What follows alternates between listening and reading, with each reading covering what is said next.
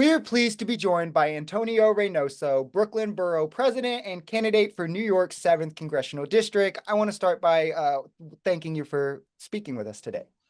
No, happy to be here, Brandon. Excited to get into the conversation for sure.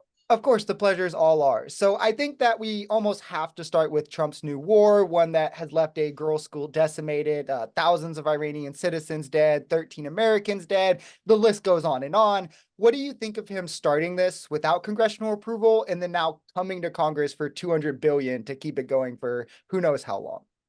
Yeah, I think it's absolutely ridiculous. Like when we really think about what's happening here, is that there's no imminent threat. So we shouldn't have been at this war in the first place. It's a president that got elected because he committed to no new wars, and then he goes ahead and does it because nothing they say is true, and they just don't live in the same reality that we live in. But also, at the end of the day, the real folks that are being threatened or have an imminent threat because of Iran is Israel. And what we have, our relationship with Israel right now is one where there's no accountability, where we're enabling war crimes and a genocide in Gaza. And it's just like we need a level set and reset relationships internationally, not just with Israel, but to think that anyone can commit war crimes and not speak to the humanity of us all should just be the bare minimum of where we should be. We should be in a place where we just have human rights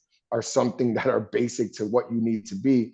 And it just doesn't seem that that has happened with Israel. And we've allowed them to kind of be this this agent of destruction of the Middle East, but also dragging us into these wars that I think are completely unnecessary. And then we get back to like day one, killing kids, right? Like, and I think people are just tired, regardless of what these conflicts are about.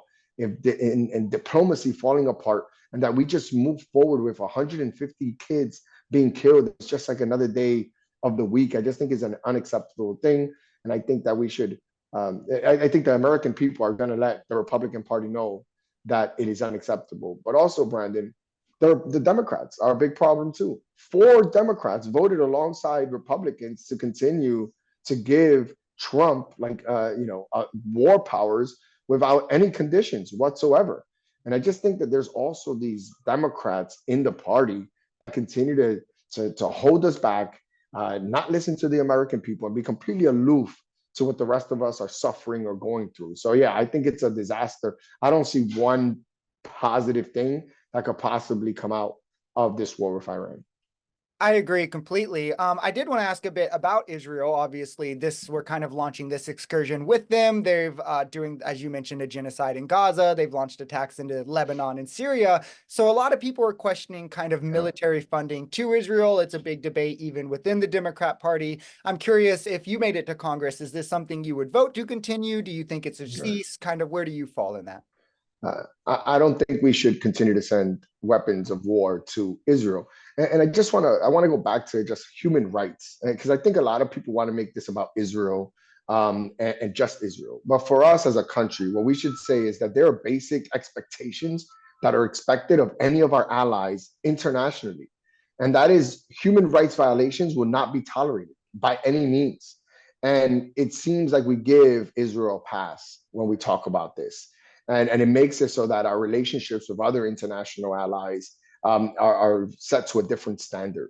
And what I want to do is have a standard across the board, regardless of who you are and how we're going to apply, how we're going to build a relationship with our international community. So right now, because we're so off kilter with Israel and our relationship with them, where we give unconditional funding to them, like those things are all steps that are just like that. As of day one, are not going to be things that we could be supporting. So I won't be sending weapons of war to Israel, and I think that the fact that we've done it unconditionally for so long has made them have this. They move around with an air of confidence that no matter what they do, no matter how many laws they break, no matter how atrocities exist, they will always have Big Brother, United States have their back, and that's just not how a relationship with our international community should be set. And I think a lot of the times the answer is as simple as almost following the money, which kind of gets into the next question about super PACs. And I guess in this conversation, specifically APAC as well, is that something you're pledging to not take money from Yeah. APAC specifically? And then just overall, what are your thoughts on super PACs and money in politics, Yeah. that kind of thing? Yeah. Look, absolutely. We're not taking APAC money in this campaign. And I just think that what I'm excited about is that the future of the Democratic Party, I think, is one that is going to continue to have candidates or elected officials that are denouncing corporate PAC money, that are denouncing APAC money, and that are moving into a place where we decorporatize the Democratic Party. Because I think the struggle is not necessarily just Democrat versus Republican. I think it's a class warfare. Right? I think this is about special interests and a lot of money being able to dictate outcomes and how we vote because we've taken this money. Once we get rid of that money, now people are making decisions based on their conscience, based on their heart, and what their people that they represent want. And that's, I think, what governing should be. I think that's what was expected by our founding fathers, and we just have gone so far away because of the lobbyists, because of all these corporations, and just taking so much money and them influencing our votes. So APAC is a part of that. I also think that APAC having to register as a foreign agent is something that we should have a discussion about. Their interests are tied almost exclusively to Israel, not to necessarily advancing an agenda here within this country. So that's an organization that we need to have a conversation about, even more expansive than just not taking their money, but also being careful about what they're actually trying to influence, which I think is solely the international or the interests of Israel. And if that is the case, if that is what they do in the core mission, which we believe it is, then they should be registering as a foreign agent.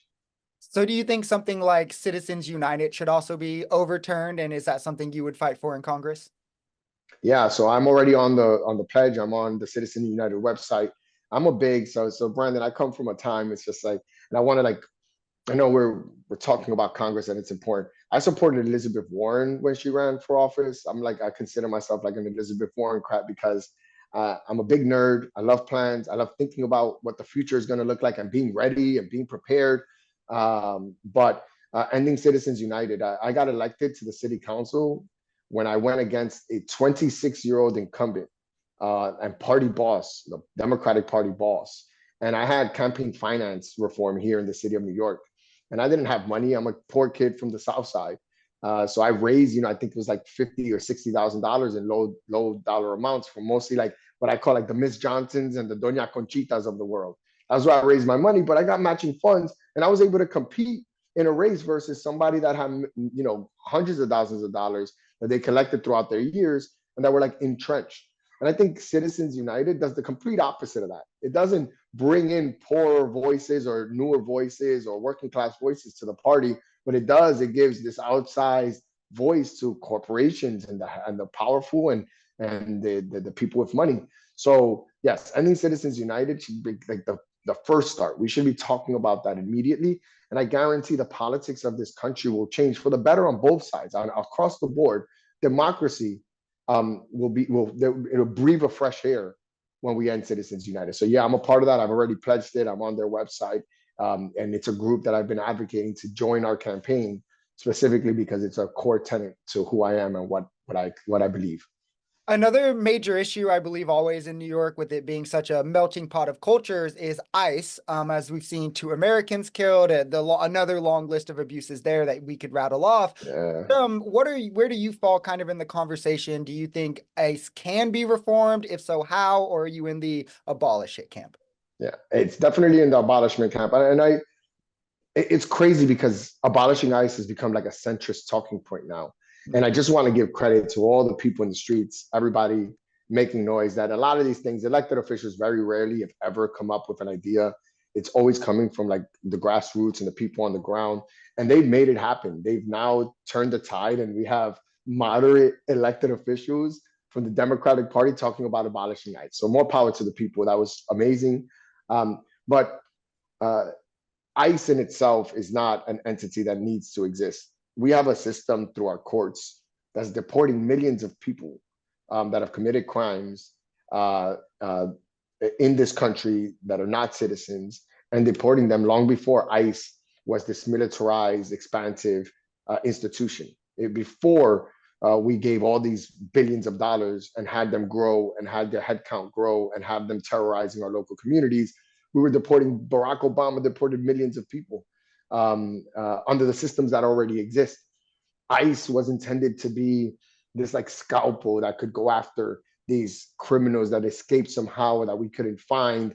And it's a one-off, but instead of being a one-off, they turn into this terrorizing force that comes into a community and goes after children, goes after students, goes after moms, goes after small businesses. Like that's what they're doing. And that is something that is absolutely unnecessary. I believe that the system outside of ICE that exists already does what the majority of Americans want to happen, is that if you're a criminal, you shouldn't be here. You shouldn't be in this country. It already does that. We go after those people. ICE doesn't go after those people. We've seen numbers, 70, 80% of the people that are being deported have no criminal background and no criminal history. So that's not who they're going after. But in the DHS system, which we go through our court systems, which I want to say at times is not justice, but if you go through our court system, it's the other way around. 90% of these people are committing crimes. So I think we have a system that already exists to do the work that the majority of Americans want, and ICE is absolutely unnecessary, and abolishing it is the way to go. And Brandon, I also want to say that when I was in the city council 10 years ago, we got rid of ICE from Rikers Island. We didn't want them in Rikers Island because we felt that Rikers Island, the majority of the people there were waiting trial. They were awaiting trial. And due process needed to take its course. There are people in detention that are probably innocent or that were innocent, and we didn't need to give that information to ICE. It was unnecessary. They've not yet committed a crime. They're innocent until proven guilty. So we did that before abolishing ICE was cool. We were already doing it in New York City. We were way years ahead and understood that this time was going to come, and we were able to do it. And I was one of the members that was big on pushing that and making it happen.